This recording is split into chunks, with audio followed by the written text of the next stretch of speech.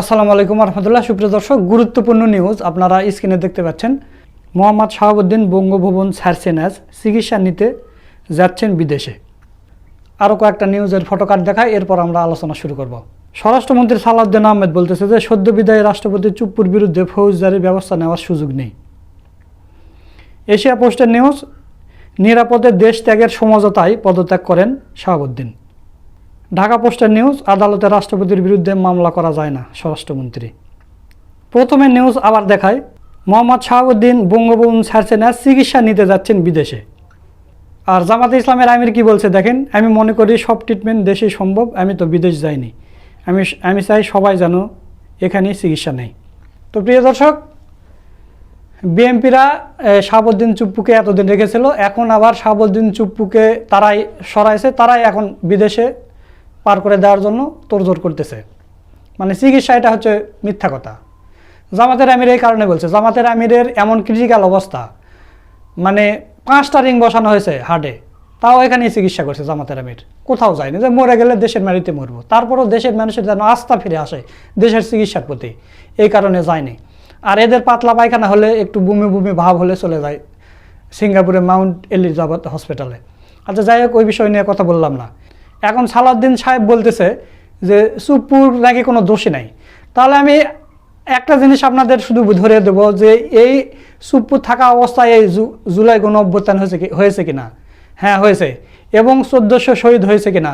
40,000-এর উপর আহত পঙ্গু হয়েছে কিনা? হয়েছে। হাসিনার আমলের একটা দেখায় আপনাদের, আপনারা যারা হচ্ছে বিএনপি পরিবার অথবা জামাতের পরিবারে কেউ যদি চাকরি বাকরির ইন্টারভিউ দিতে চান বা চাকরির আবেদন করে থাকেন, আপনারা বুঝতে পারবেন। একটা পুলিশের কনস্টেবল অথবা গ্রাম্য পুলিশ যদি নিয়োগ করেছে আওয়ামী লীগ, সেখানেও তার বাপ দাদা 14 গোষ্ঠী আওয়ামী লীগ করেছে কিনা, সেগুলো সবগুলো সার্টিফিকেট না লেগে গেলে একটাও চাকরি হয়নি। কোনো পুলিশ অফিসার বলেন বা যে কোনো অফিসে বলেন, ঘুষ তো নিজেই সাথে আওয়ামী লীগ ছাত্রলীগ করে কিনা কিংবা সেই পরিবারের কিনা, তাছাড়া কাউকে চাকরি দেয়নি।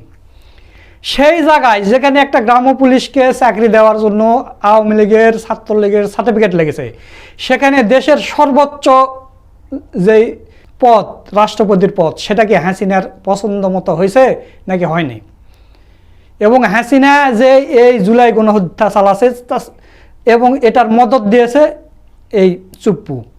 হাসিনা যতটা দোষী, এই চুপ্পু ততটা দোষী। এই চুপ্পুকে কোনোভাবেই দেশের বাইরে যেতে দেওয়া ঠিক নয়, একে গ্রেপ্তার করতে হবে। আপনারা দেখেন, এর আগে এরশাদের আমল দেখেন, এরশাদের পতনের 7 দিন পর তাকে গ্রেপ্তার করে কিন্তু থানায় নিয়ে যাওয়া হয়েছে তখনকার সময়। এখন কি হয়েছে, সালাউদ্দিন সাহেব কি এমন পণ্ডিত হয়ে গেছে, মানে সংবিধান বিশেষজ্ঞ হয়ে গেছে যে চুপ্পুকে করা যাবে না, গ্রেপ্তার করা যাবে না। তার মানে এরাই সেফ এক্সিট করতেছে।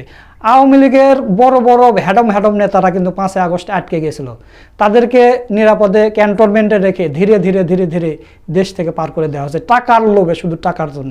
এই বিএনপির নেতাকর্মীরা আর এই সেনাবাহিনীর কিছু লোকজন এগুলো করেছে। তারা বলে সে চুপ্পুর দোষ নাই, তাহলে হাসিনারও দোষ নাই। হাসিনার জন্য আবার তোরা ফাঁসি করতেছিস কেন?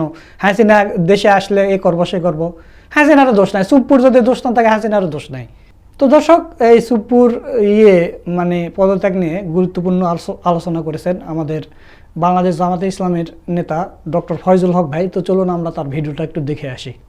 পদত্যাগ করলেন মহামান্য রাষ্ট্রপতি শাহাবুদ্দিন চুপ্পু সাহেব। বিএনপি পানি অবশেষে ঘোলা করে খেলো। দীর্ঘ 6 মাস পর্যন্ত বাংলাদেশের জনগণ এই সরকার গঠিত হওয়ার পর থেকে দাবি তুলেছিল শাহাবুদ্দিন চুপ্পু সাহেবের বিদায়টা যেন খুব দ্রুত সময়ের মধ্যে হয়। সাংবিধানিক দোহাই দিয়ে, বিভিন্ন দোহাই দিয়ে এই সরকার বারবার চেষ্টা করেছে শাহাবুদ্দিন চুপ্পুকে দিয়েই সময়টা পার করতে। কিন্তু যারা বিপ্লবী, যারা 24-এর গণ আন্দোলন করেছে, বিপ্লব করেছে, তাদের একটা দাবি ছিল যে শেখ হাসিনার কোনো ব্যক্তি রাষ্ট্রীয় কাঠামোর ভিতরে কোনো অবস্থায় যেন না থাকে, এবং তারা যদি সেই রাষ্ট্র কাঠামোর মধ্যে থাকে, তাহলে বাংলাদেশের জুলাই বিপ্লব তো দূরের কথা, স্বাভাবিক প্রক্রিয়ার জীবন যাপনটাও যে কঠিন হয়ে যাবে, সেটা নিশ্চয়ই দেশবাসী ইতিমধ্যেই উপলব্ধি করতে পেরেছেন। আপনারা জানেন, মহামান্য রাষ্ট্রপতি শাহাবুদ্দিন চুপ্পু সাহেব লন্ডনে চিকিৎসার জন্য বেশ কয়েকদিন পূর্বে গিয়েছিলেন। তখন নাকি তার সাথে ফোনে কথা হয়েছে ভারতে অবস্থানরত আমাদের শেখ হাসিনার সাথে। তো কি কথা হয়েছে না হয়েছে, তার মধ্যে একটা লাইন এরকম নাকি ছিল যে যে চুপ্পু তুমি দায়িত্ব পালন করে যাও, বিএনপি কে যেভাবেই হোক গা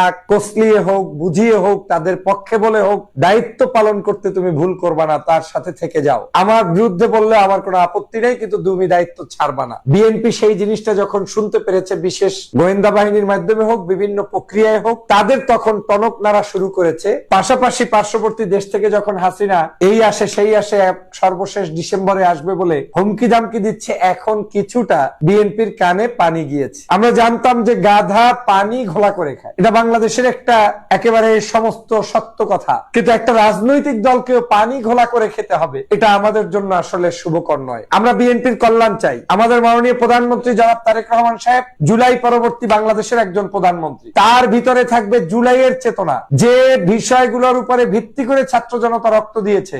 আপনার কাজের স্পিরিটটাই থাকবে সেই বিষয়গুলোর উপরে। কে বা কাহারা আপনাকে ভুলভাল বুঝিয়ে বস্তা পচা পুরাতন রাজনীতির দিকে নিয়ে যেতে চায় আমার বোধগম্য নয়। যদি কেউ নিতে চায় তারা সফল হবে না, বরং আপনাদেরকে বিপদের মধ্যে ফেলবে। আজকে আপনি একটা সঠিক ডিসিশন নিচ্ছেন, অন্তত পক্ষে আমাদের এই শাহাবুদ্দিন চুপ্পু সাহেবকে বিদায় দেওয়ার মাধ্যমে কিঞ্চিত সময়ের জন্য হলেও আপনি ঝুঁকি মুক্ত হলেন। কারণ ফেসিবাদী চক্রটি এমন ভাবে লিস্টে পিষ্টে লেগেছিল বাংলাদেশে যে আপনি যেখানেই যাবেন সেখানে ফেসিবাদের প্রতিধ্বনি। সেই অবস্থায় রাষ্ট্র কাঠামো আপনার পক্ষে চালানো সম্ভব ছিল না। আবার যদি ষড়যন্ত্রের অংশ হিসাবে শেখ হাসিনাকে কামব্যাক করানোর জন্য পরিকল্পনার কাজ হিসাবে এই শাহাবুদ্দিন চুপ্পু সাহেব কিছু ঘটায় বসতেন, আপনার কি করার ছিল বলেন? অবশেষে আপনি সঠিক ডিসিশন নিয়েছেন, আমি আপনাকে সেজন্য ধন্যবাদ জানাই মাননীয় প্রধানমন্ত্রী। তবে আপনার আশেপাশে যারা অবস্থান করছে এদের লক্ষণ কিন্তু ভালো নয়। তারা আপনাকে চেটে দালালি করে বিভিন্ন প্রক্রিয়ার মধ্য দিয়ে এবং বিভিন্ন পত্র পত্রিকায় তাদেরকে দিয়ে টু মাচ তাদেরকে হাইলাইটেড করে আপনার অফিসের দরজা পর্যন্ত তাদেরকে পৌঁছে দেওয়া হচ্ছে। আজকে আমি আপনাকে অনুরোধ করব, যদি সুষ্ঠু শরীরে সুন্দরভাবে আগামী 5টি বছর অন্তত 4.5 বছর যেটা বাকি আছে চালাতে চান, তাহলে পরীক্ষিত নেতাকর্মীদেরকে নিয়ে জুলাই বিপ্লবের চেতনার আলোকে এবং এই গণভোটকে কার্যকর করে তারপরে আপনি দেশটা চালান, জনগণের কাছে সম্মানিত হবেন। মানুষ এখন ইতিমধ্যেই বুঝতে সক্ষম হয়েছে যে বিএনপি গণভোটের বিরুদ্ধে, বিএনপি জুলাই সনদের বিরুদ্ধে, বিএনপি সংস্কারের বিরুদ্ধে। কেন? আপনি তো সংস্কার প্রক্রিয়ার অংশ হিসেবে নির্বাচিত হয়েছেন। আপনি তো জুলাই পরবর্তী বিপ্লব পরবর্তী বাংলাদেশের প্রধানমন্ত্রী হয়েছেন। আপনি তো শেখ হাসিনার কাছ থেকে গতানুগতিক সাংবিধানিক দ্বারাই আপনি প্রধানমন্ত্রী হননি। আপনি হয়েছেন বিশেষ ক্রাইসিস ক্রিয়েট হওয়ার পরবর্তী প্রধানমন্ত্রী। আপনার সেই হিম্মত এবং সাহস নিয়ে এগিয়ে যাওয়া উচিত। এবং আপনাকে যারা এই পরামর্শ দিচ্ছে, নিশ্চয়ই তারা ভালো কাজ করছে, যারা আপনাকে দিচ্ছে না তারা বিপথের দিকে আপনাকে টেনে নিচ্ছে। মাননীয় প্রধানমন্ত্রী, বাংলাদেশ কোনদিন আর সেই বস্তা পচা পুরাতন রাজনীতিতে ফেরত যাবে না, যেতে পারে না, যেতে দেওয়া হবে না। আমরা বেঁচে থাকতে, বাংলাদেশের জুলাই পরবর্তী যুদ্ধাহত সেই মানুষগুলো 30,000 পঙ্গুত্ব বরণকারী ছাত্র জনতা বেঁচে থাকতে, 2,000 শহীদি পরিবার বেঁচে থাকতে কোন অন্যায়ের কাছে আপোষ করা হবে না। বাংলাদেশের সংবিধান সংস্কার করতে হবে, স্পষ্ট কথা। বাংলাদেশের গণভোটের যে বিষয়গুলোর উপরে হয়েছে পূর্ণাঙ্গ বাস্তবায়ন করতে হবে, স্পষ্ট কথা। বাংলাদেশের বর্তমান সংবিধানকে সম্পূর্ণভাবে সংস্কার করে ওলটপালট করে দিয়ে নতুন ভাবে এটাকে ঢেলে সাজাতে হবে, যেটা দেশনেত্রী বেগম খালেদা জিয়াও চেয়েছিল। অতএব মাননীয় প্রধানমন্ত্রী, আপনার আশেপাশের দুষ্ট লোকদের কথা না শুনে জনগণের প্রত্যাশা পূরণে এগিয়ে আসুন। সাংবিধানিক সংকট দূরীভূত হোক, সেই জন্য আপনাদেরকে এই জাতীয় সকল সমস্যার সমাধান করেই আসতে হবে। যারা ঘন ঘন কথায় কথায় সংবিধানের দোহাই দেন, তাদের কাছে আজকের প্রশ্ন রেখে বলতে চাই, সংবিধানের দোহাই দিলে আপনি আজকে রাষ্ট্র ক্ষমতায় তো আসতে পারতেন না। 29 সাল পর্যন্ত বসে থাকতেন শেখ হাসিনার জন্য, আর ওই নির্বাচন শেখ হাসিনা 16 বছর যেভাবে দেয় নাই, আবারও দিত না, ওইটা নিয়ে আরামে থাকতেন পারতেন না। অতএব সুখে থাকতে ভূতে কিলায়, এই যে একটা প্রচলন আছে, এই ভূতে যাতে না কিলায়। আসুন আমরা সবাই মিলে এই বাংলাদেশটাকে গঠন করি। একবার বিএনপি ক্ষমতায় থাকবে, আর একবার বিরোধী দল আবার পারলে ক্ষমতায় আসবে, এটাই তো নিয়ম। রাজনীতি থেকে আপনারা শূন্য হতে চাইলে ওই ফ্যাসিবাদী আচরণ কিন্তু চলমান রাখবেন। আর যদি রাজনীতিতে টিকে থাকতে চান, তাহলে ফ্যাসিবাদী আচরণ থেকে দূরে সরে আসবেন। প্রিয় দেশবাসী, আজকে আমরা অত্যন্ত আনন্দিত, অন্তত পক্ষে ফ্যাসিবাদের একজন নেতা যিনি শাহাবুদ্দিন চুপ্পু সাহেবকে আমরা এতদিন রাষ্ট্রপতি মর্যাদায় রেখেছি, জাতীয় সংকটকালীন সময় হয়তো প্রয়োজনে অপ্রয়োজনে যে কোনো কারণেই হোক তাকে আমাদের রাখতে হয়েছে বলে সবাই বলছেন, কেউ কেউ বলছেন, বিএনপি তো বলছে। আজকে অন্তত তার বিদায়ের মধ্য দিয়ে জুলাইয়ের চেতনার কিঞ্চিত হলেও অগ্রসর হওয়ার একটা সুযোগ হচ্ছে। আমরা বিশ্বাস করি সরকার এবং বিরোধী দল মিলে নতুন বাংলাদেশ বিনির্মাণের জন্য, আগামীর স্বপ্ন বাস্তবায়নের জন্য সংস্কার প্রক্রিয়াকে এগিয়ে নিয়ে যাবে। এবং এই শাহাবুদ্দিন চুপ্পু সাহেব সহ যত আওয়ামী লীগের বিভিন্ন সময়ে এই বাংলাদেশের রাষ্ট্র কাঠামোর মধ্যে লুকিয়ে থাকা লোক রয়েছে, যারা ক্ষতির কারণ হবে, তাদেরকে ওনার মতোই যে কোনো মূল্যে বিদায় দিবেন, সেই উদাত্ত আহ্বান জানাই। সবাইকে ধন্যবাদ। আল্লাহ হাফেজ। আসসালামু আলাইকুম। স্বপ্নের ঠিকানা আমার সাথেই হোক। শেয়ারে, জমি, ফ্ল্যাট, প্লট কিনতে যুক্ত হন আমার প্রতিষ্ঠিত স্কাইনেস্ট ডেভেলপমেন্ট লিমিটেডের সঙ্গে। সুপ্রিয় দর্শক, আপনারা ডক্টর ফয়জুল হক ভাইয়ের ভিডিও সহ পুরো ভিডিওটা দেখলেন। তো আপনাদের মতামত কি? এই শাহাবুদ্দিন চুপ্পুকে কি ছেড়ে দেওয়া ঠিক হবে? তাকে মানে নিরাপদে বিদেশ যেতে দেওয়া ঠিক হবে? আমি তো মনে করি দেশের সর্বোচ্চ স্থান, যেটা সর্বোচ্চ পদ, রাষ্ট্রপতির পদ, সেখানে দেশপ্রেমিক লোকের দরকার।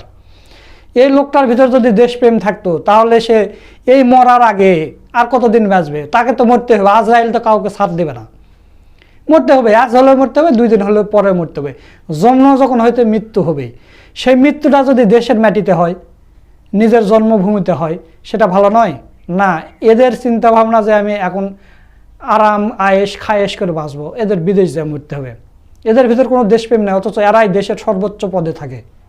তো এই রাষ্ট্রপতি সম্পর্কে আপনাদের মতামত কি, তা অবশ্যই কমেন্ট করে জানিয়ে দেবেন। ভিডিওটা ভালো লাগলে শেয়ার করবেন।